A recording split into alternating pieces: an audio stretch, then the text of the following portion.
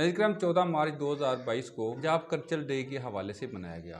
मुख्तलिफ स्कूल्स और कॉलेज में ये सकाफती डे बड़े ज़ोर शोर से मनाया गया और ये जानकर दिली दुख हुआ कि सकाफती दिन के नाम पर अक्सर जगहों पर मुसलमान बच्चों और बच्चियों को नाच गाने और लुडी डांस की तालीम दी जा रही है। ही रंज जैसी हराम मोहब्बतों की कहानियों को फ़रोग़ दिया जा रहा है। मेहंदी गडोली और हिंदवाना रसूम को पंजाब सकाफत का नाम देकर प्रोग्रामों में शामिल किया जा रहा है। नाज़रीन किराम, पाकिस्तानी सकाफत तो इस्लामी है। हमारी सकाफत मसाजिद में बाजमात नमाज की अदायगी की है। हमारी सकाफत तो अमीर की कमाई से गरीब को ज़कात देती है। हमारी सकाफत तो अदलो इंसाफ पर मबनी है। हमारी सकाफत हया और पर्दा पर मबनी है। हमारी सकाफत अखुवत और मसावात की अलमबरदार है।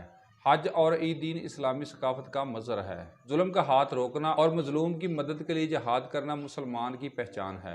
हिंदुस्तान की मुस्कान शहजादी की तरह बाहजाब नारा तकबीर लगाने का दर्स देना हमारी सकाफत की पहचान है। इस्लामी जमहूरिया पाकिस्तान जो इस्लाम के नाम पर वजूद में आया, वहाँ ऐसी गैर इस्लामी हरकत इंतहाई काबिल मज़म्मत हैं। हमारी हुकूमत पाकिस्तान और खुसूसन महकमा तालीम के सरबराहान से गुजारिश है कि सकाफत के नाम पर स्कूलों में होने वाले प्रोग्रामों में गैर इस्लामी हरकत पर सख्त पाबंदी लगाई जाए और शरई हदूद में रहते हुए इस्लामी सकाफत को पेश किया जाए, ताकि हम इस्लामी सकाफत को उजागर करके अपना खोया हुआ मुकाम हासिल कर सकें। नाज़रीन किराम, आज के टॉपिक की तरफ आने से पहले एक ब्रेक, दोबारा हाज़िर होते हैं।